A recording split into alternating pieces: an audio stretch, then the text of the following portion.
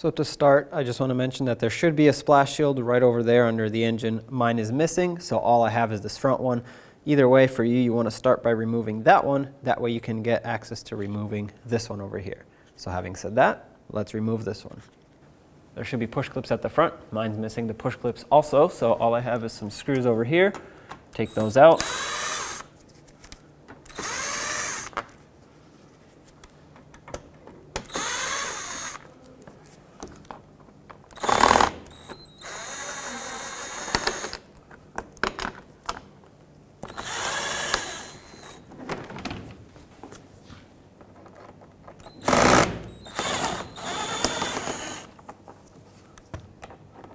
Last one.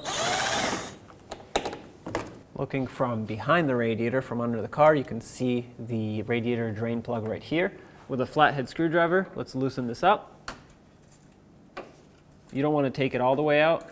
All you want to do is loosen it so the coolant can drain through this little petcock here, and otherwise if you take it out, it'll shoot straight out the back. At this point, let's lower the car and we'll open the radiator cap up there, or I guess the overflow cap. That way air will go in as coolant comes out and it'll drain much faster. Take the cap off of your overflow tank. That will allow it to vent.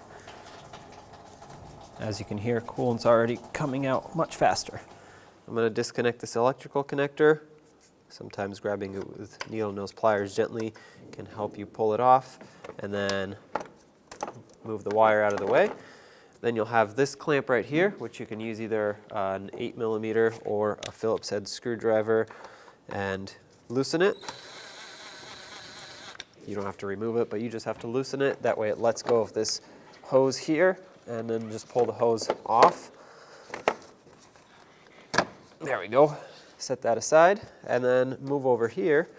There's a rubber strap that goes over that will release these two plastic pipes, and then all we have to do is basically just pull up on this air box and it should come right off.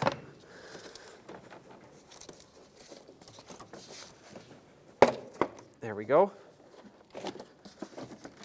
Move it right up and out of your way. Oops, this is still hooked on here. There we go. Set this aside. Let's disconnect this electrical connector for the fan. The clip to unlock it is on the back side, so press it, and a lot of times these are stuck with sand and debris. Pull it right off, and then if you follow the wiring down, you'll see it's clipped in right there.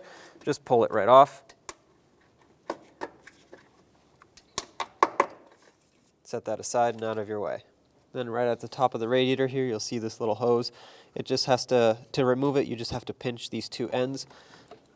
It's got an O-ring in there that a lot of times gets stuck. There we go. Now from underneath, you'll have a couple clips holding the fan shroud in that you'll have to pry in and then push the fan shroud up at the same time. So on the driver's side, right above the drain plug, you'll see this little tab right here in the middle. This has to get pressed in and then lift the fan shroud up at the same time.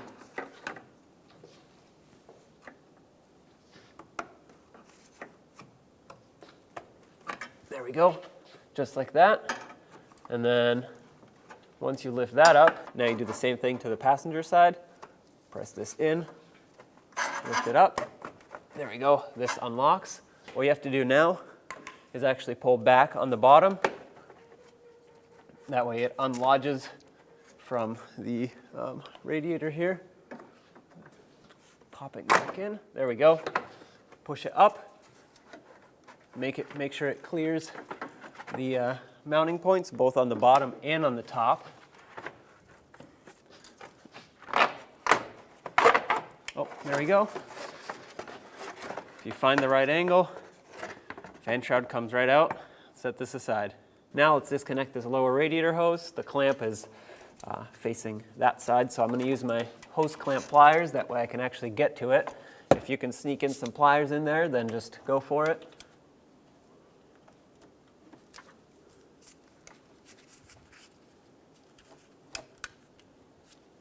Perfect. Clamp is off. We'll move it to be on this side. That way it'll be a lot easier to access. Slide it off of the end of the radiator, or the hose. Pull the hose off of the radiator. There might be coolant in it still because it does this little swoopy thing, so coolant's probably stuck at the bottom here. Yep. So drain it carefully into your collection bucket. So let's take off this other radiator hose. I'll use my same tool here. Again, if you can squeeze in some pliers, go for it. But I'm just going to use this. Get the clamp off.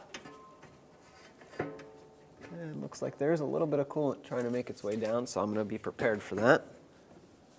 Let's break the hose free from the radiator.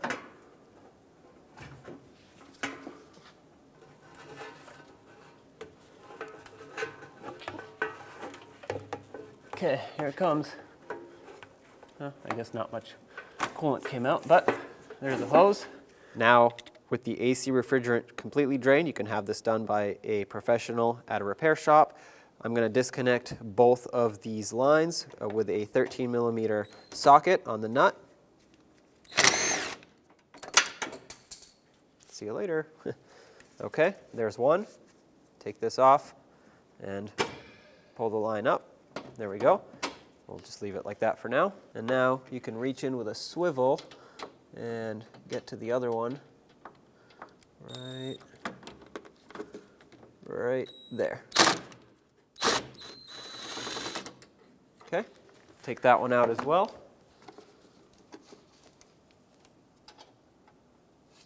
There it is. Pull the line up.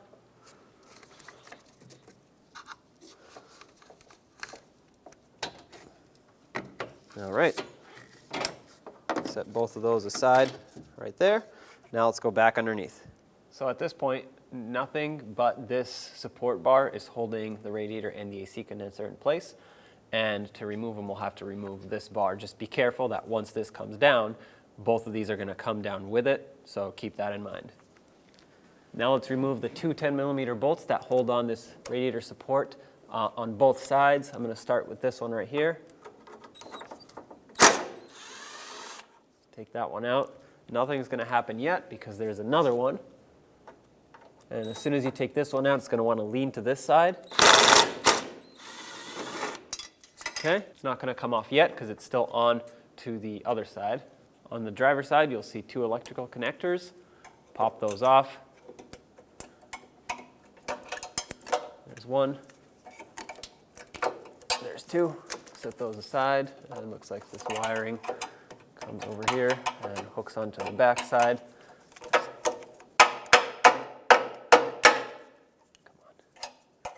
Pop this one off as well. There we go. Now we can get to the two 10 millimeter bolts. Take one off first.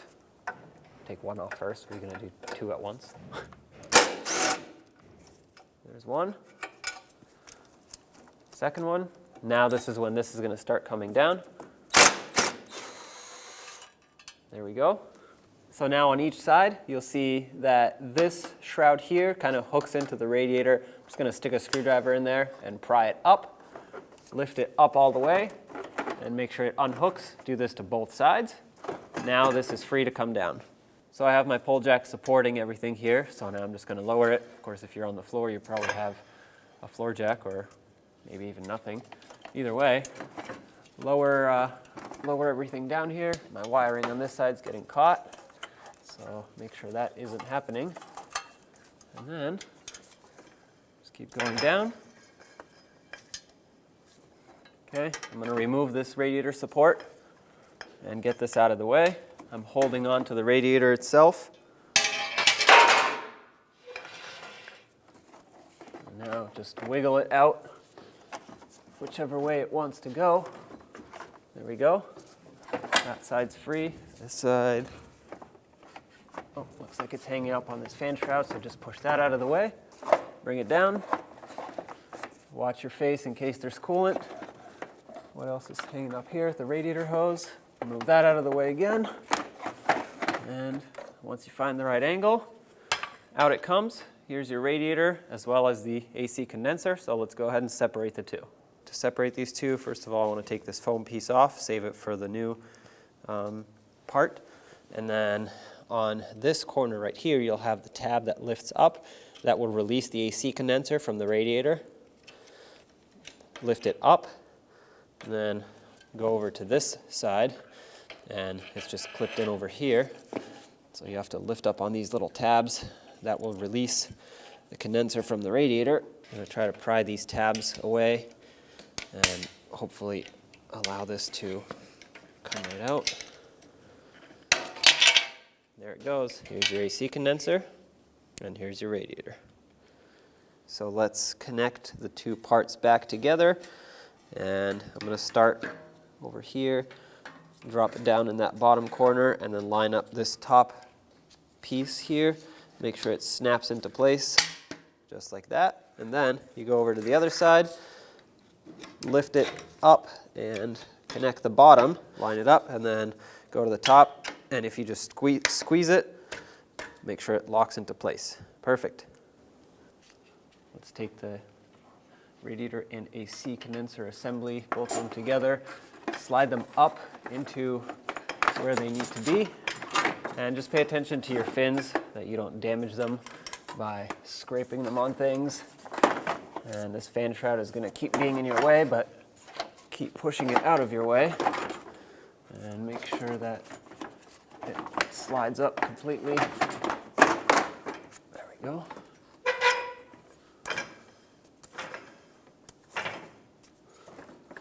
Okay, so this is going up into place. Since I'm here, might as well clip this in. It doesn't just clip in on the bottom. Well, it clips in on the bottom, but at the top here has a little piece that also has to slide in. That's in. Do the same to the other side. Keep bringing this up. Now let's bring our lower radiator support. There we go. Make sure that it slides up completely into its top radiator supports, just like that. Now, if your lower radiator rubber mounts did not come off the radiator, which most of the time they do, and they'll stay in the lower radiator support, then take them off the radiator and put them onto the new one. Now bring up the lower radiator support and line up these bottom rubber pieces, the bushings, with the mounting holes for it, or for them. And just press them in like that. Okay, and now let's bring this up. The radiator does have two areas that it has to line up with at the top. So once that's lined up, then you can just press it right up into place, and we'll bolt this up. Make sure your wiring goes where it needs to be so it doesn't get crushed. So it's lined up at the top. It has to line up with those pieces over there on each side. I have my pull jack supporting everything.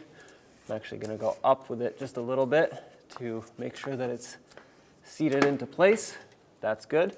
I'm bending this, so I'll go back a little. Okay, perfect. Now let's mount the radiator support with the side bolts. Let's put in the 4 bolts.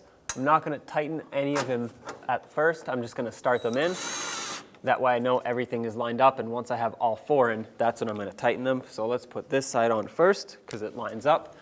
Then we'll go to the other side, put that side in as well. All right, so it's still loose. That's good because I need to move it around to line up the other side. Let's push this into position, line up the bolts, start them in. That one started, a little too tight. There we go. That can still move. Put the other one in. Now that they're all in, let's tighten them up. Might as well finish this up by connecting all the wires, clipping them back in so that they can be secure. All right, now let's tighten up the other side. Tighten this side up as well, and the other one. Perfect. Now let's reattach the hoses. I moved the clamp around, that way I can actually grab it with some pliers, which is going to be a little bit easier. Move the clamp back. Slide the hose over the radiator where it belongs. Make sure it's pressed on all the way. There we go.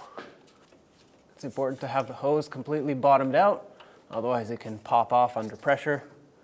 And let's put the clamp back.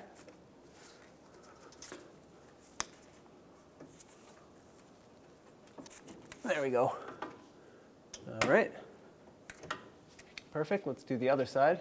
And since we're on this side, we might as well check the drain plug, make sure that is nice and tight. Now that's tight. Perfect. Now let's put on this other side radiator hose. Slide this on all the way. The clamp is in my way, so I'll just squeeze it. Make room for the hose to go on. Oops. There we go. Make sure the hose is bottomed out. Put the clamp on.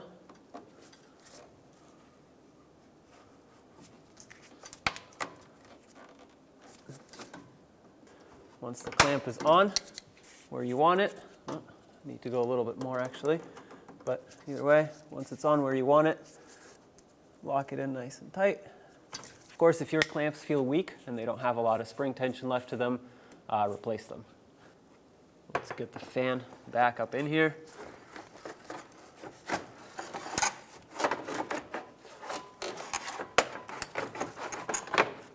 All right, it's in place. Now push it up so you can clear the mounting areas, and then bring it over. Make sure it locks in at the top and on the bottom, and it just did. Perfect. Now with your new AC condenser, you'll see that you need to install new studs here, which should be provided. The top of the stud has a hex cutout on it for a 5mm socket. So we'll just bottom it out.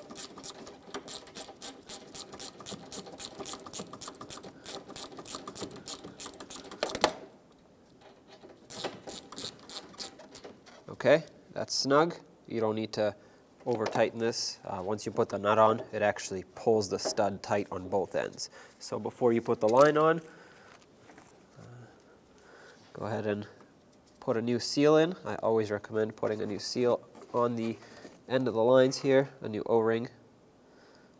Drop it on like that, oil it up. Now you can put your line on.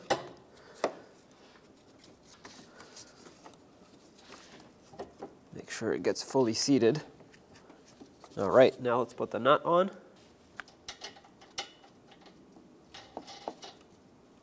Let's tighten it up.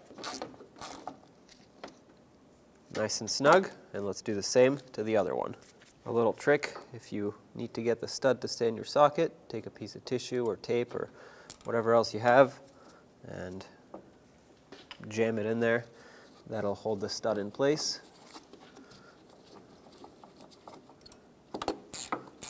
All right, let's bottom this one out as well. Make sure it's nice and tight.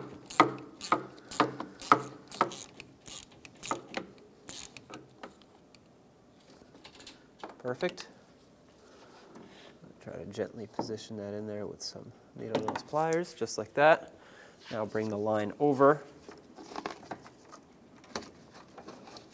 And with the O-ring oiled up, let's press this in.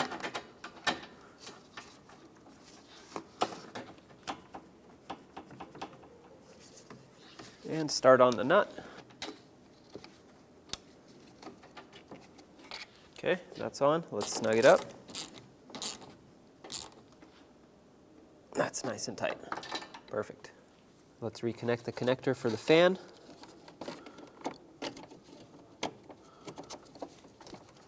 Make sure it clicks, and then the wire gets connected right down there so that it doesn't just dangle around. Don't forget to plug in this little hose here. Make sure it clicks on. That's secured. Perfect. Let's put the air box in. Let's put the air box back in. Slide it down into position. Push everything that is in your way out of your way, and make sure this is up. That way these two can go into here, and put this rubber strap back on at the bottom and then over. Press this down to make sure it's actually secured. Now let's put on this intake hose. Put that back, snug up the clamp.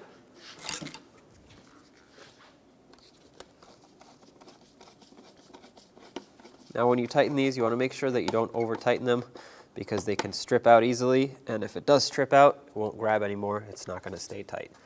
So keep that in mind. Let's reconnect the electrical connector. Make sure that clicks and secure it over here. Now let's fill the cooling system. I'm just going to put a funnel in here, that way I don't spill everywhere, and fill it with the manufacturer's recommended coolant. I'm going to fill it up until it stops bubbling and the cooling system stops taking in coolant. Then we'll turn on the engine, let it run, and circulate the coolant and push out all the air. Okay, that's up to the top almost, so let's turn on the engine at this point, let it warm up and bubble up all the excess air in the system. Let's turn on the car at this point. Perfect, and I'm going to turn the heat all the way up. I want full heat, and the blower on low is fine. And I'm going to actually put it to blow on the dash vents, that way I can feel the heat on my hand. And it's important to actually also have the AC off. You don't want AC. You want just heat on the dash, and then as the car is running, you want to pay attention to that temperature gauge and make sure it doesn't go all the way to the hot range. That means it's overheating, so in that case, shut it off. It's probably just an air bubble, and then restart it. But once it stops right about there at the middle mark, you should be good to go. Shut the car off, and then we'll top it off if necessary. Okay, let's shut it off.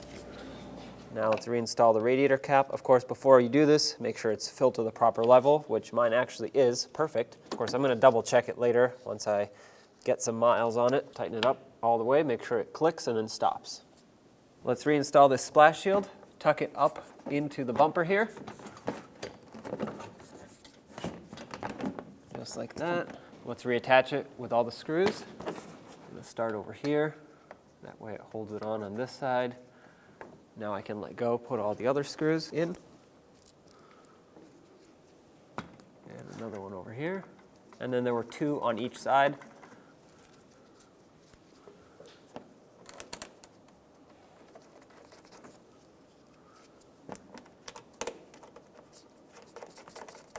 Whatever you have holding this splash shield up, go ahead and put it on. And of course, I'm missing my other splash shield, which covers the rest of the engine. But if you have that, put that one on as well. I'm going to tighten up all these screws.